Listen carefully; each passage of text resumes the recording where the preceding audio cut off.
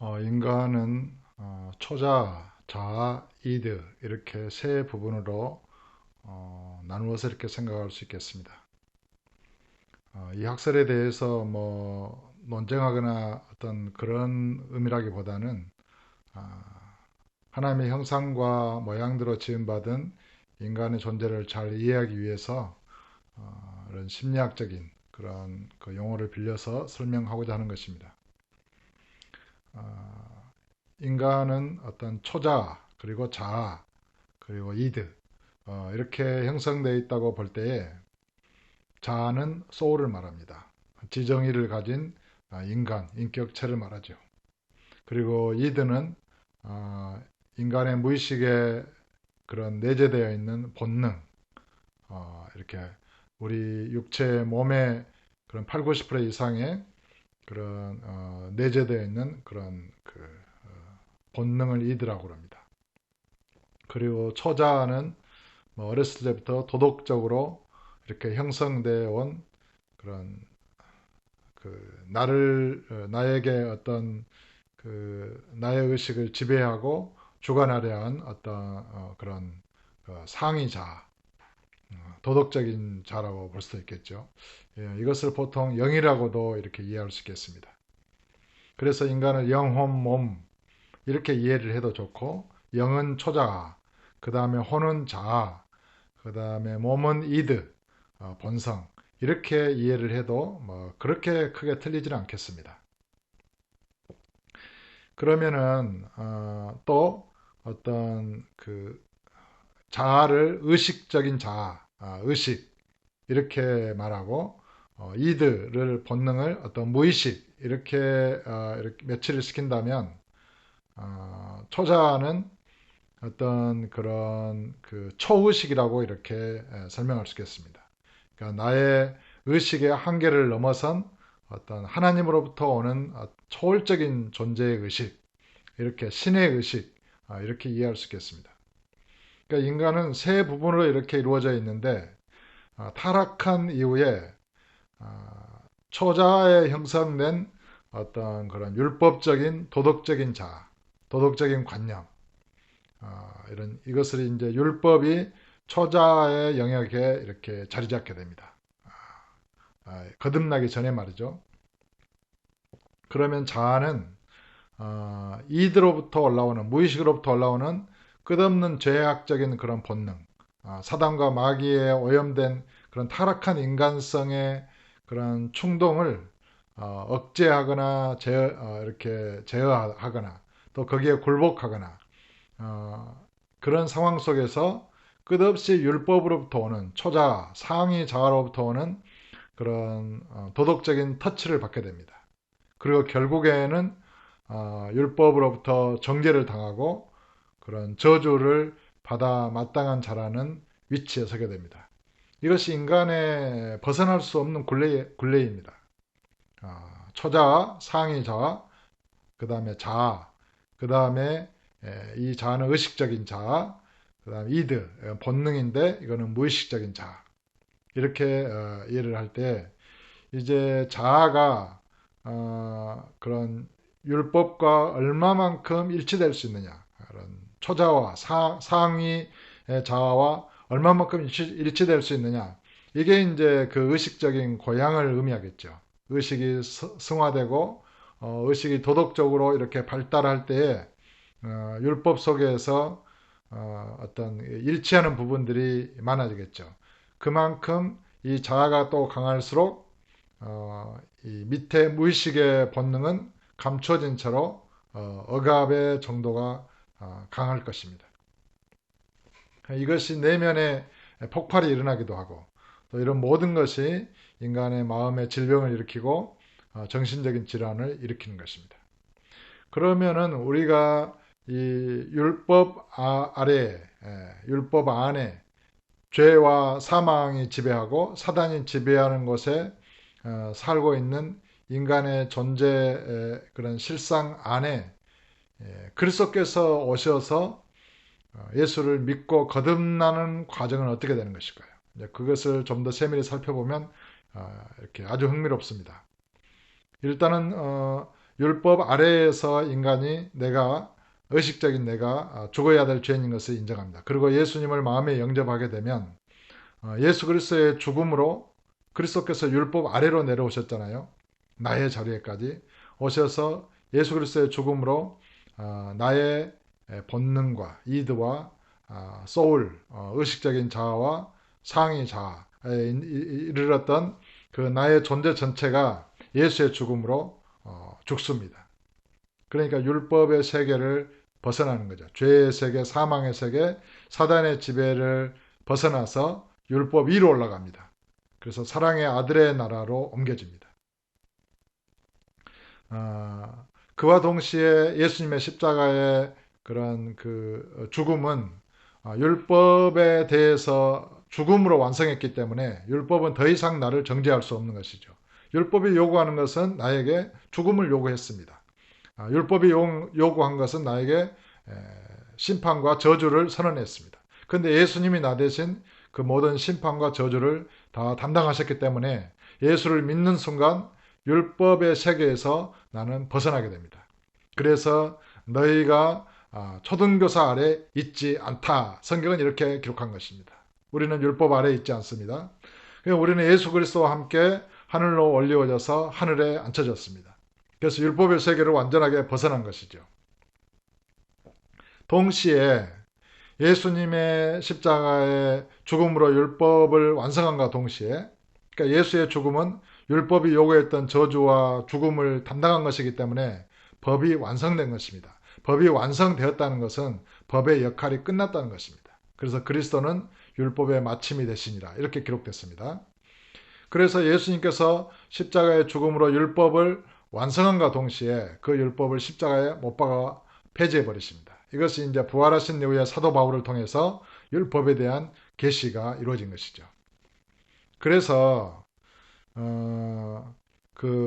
예수 그리스도의 십자가의 죽음으로 율법이 십자가에 못 박히고 율법의 세계가 완전히 분쇄됩니다. 그 안에 있는 죄의 권능은 율법이라. 그래서 율법이 십자가에 못 박히니까 모든 죄가 힘을 잃고 죽습니다. 그러니까 거기에 사망의 또 예수님의 부활로 사망의 세력이 깨뜨려져서 사망도 폐해지고 마귀는 완전하게 그런 어둠 속에 있었던 마귀는 그 정체가 다 드러난 것입니다. 무장 해제를 당하는 것입니다. 죄로도 우리를 공격할 수 없고 율법으로도 우리를 공격할 수 없고 죽음으로도 우리를 이어갈 수 없게 됩니다. 우리는 영생을 가졌고 그리스도 예수와 함께 하늘로 올려졌습니다. 율법 위로 올려졌습니다. 그러니까 율법 아래에 있던 그 죄악된 세계, 그 처참하고 절망적인 인간의 세계는 십자가에 못 박힌 것입니다.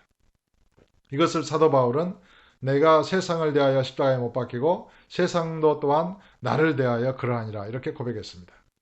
어떻든 이제 이렇게 예수 그리스도를 구주로 믿어서 거듭난 우리가 남은 생에 이제 이 질그릇으로 된 이 몸을 가지고 파괴된 율법의 세계 속으로 내려와서 살게 됩니다. 그것이 이제 보냄을 받은 자의 삶입니다. 율법의 세계는 파괴됐지만 여전히 마귀나 죄나 사망의 그런 그 남아있는 세력들이 그런 그 인간을 예수를 믿지 않고 육체 가운데 사는 사람들을 지배하고 있습니다. 그러니까 예수를 믿고 거듭난 우리에게는 율법은 완성됐고 폐지됐지만 예수를 믿지 않고 거듭나지 않는 사람들에게는 아직 율법이 그들의 세계의 왕이고 율법으로 말미암은 죄가 왕이고 사망이 왕노릇하고 사단이 지배하고 있습니다. 이제 그 세계 속에서 우리가 복음을 전하며 살아가는 것이죠.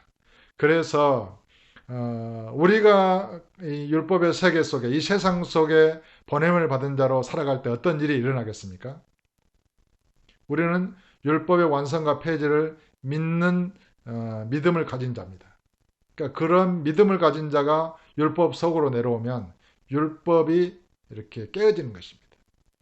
율법의 감옥들이 분쇄되는 것입니다. 마치 큰 그 쉐빙선이 이렇게 그런 얼음으로 된 바다를 지나가면서 얼음을 깨는 것처럼 깨고 물길을 만들어 이렇게 전진하는 것처럼 저와 여러분이 큰 믿음으로 이 세상 속에 들어올 때 율법의 감옥의 창살들은 다 녹아져 내리는 것입니다.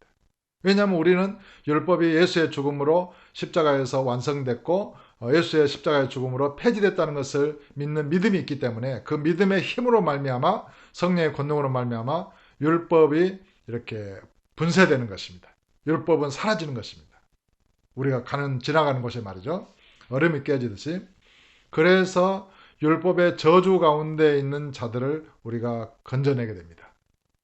그러니까 율법의 그런 저주 가운데 심판 가운데 매여 있는 자들에게 너희도 예수를 믿고 구원을 얻으라 이렇게 복음을 선포하게 되는 것이죠.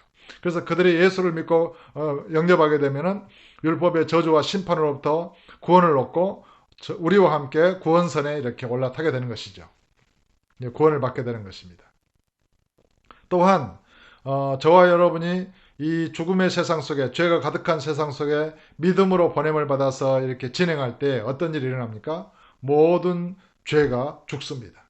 왜냐하면 우리가 가진 믿음은 우리의 세상의 모든 죄를 주님이 십자가에 죽으시고 부활 승천하셨다는 것을 믿는 그 믿음의 존재이기 때문에 그 믿음이 지나가는 곳에는 율법이 분쇄되면서 율법이 와해되고 그 율법이 완성되고 폐지되면서 거기에 따르는 그 죄, 율법이 없으면 죄가 죽은 것입니다 그랬잖아요. 그래서 그 모든 죄가 이렇게 죽어지게 됩니다. 그래서 참 놀라운 일이 이렇게 일어나게 되는 것이죠. 거기에 또 사망의 원수의 세력, 마귀의 세력들이 다 쫓겨나가게 됩니다. 우리가 믿는 믿음, 성령의 권능으로 말미암아 우리 주님이 만왕의 왕이시고 모든 마귀의 권세를 깨뜨리시고 다 승리하셨지 않습니까? 그래서 주님을 모시고 주님과 함께 믿음으로 이 세상을 항해하는 저와 여러분 앞길에 율법이 분쇄되면서 죄가 죽고 사망의 그런 그 세력들이 다 부활의 생명의 능력에 의해서 깨뜨려지면서 거기에 마귀의 원수의 세력들이 다 쫓겨나가는 것입니다. 이제 거기에서 어둠 속에 죽은 자들을 우리가 살리고 병든 자들을 고치면서 복음을 전하여 예수 이름으로 다른 여러 심령들을 구원하는 것입니다. 그래서 주님께서 저와 여러분을 뭐라고 그랬습니까? 너희는 세상의 빛이다. 너희는 세상의 소금이다. 그러니까 우리가 예수를 구주로 믿은 저와 여러분, 또 예수님을 마음에 영접하고 예수님과 함께 믿음으로 이렇게 세상에 보냄을 받아서 살아가는 저와 여러분은 세상이 어두운 세상을 비추는 빛인 것입니다. 우리에게만 영원하신 그 영생의 빛이 있습니다. 우리에게만 참된 구원의 소망이 있습니다. 우리에게만 그런 심판하거나 정죄하지 않고 용서하고 회개한 자를 용서하고 사랑하는 그런 사랑이 있습니다. 하나님의 사랑이 있습니다. 그러니까 우리는 사막의 오아시스와 같습니다. 어두운 세상을 비추는 등불입니다. 그래서 우리는 구원선입니다. 주님이 이 땅에 보내신. 저와 여러분은 이 세상의 빛인 것입니다. 너희는 세상의 빛이라. 그리고 너희는 세상의 소금이라. 우리로 말미암아 온 세상이 살만한, 인생이 그런 그 인생을 살만한 그런 그 곳이 되기 때문입니다. 정말 이 예수 그리스도의 빛을 가진 그리스도인들이 이 세상에 없다면 이 세상은 캄캄한 어둠으로 변하고 말 것입니다. 그리고 온 세상은 절망 그 자체가 될 것입니다.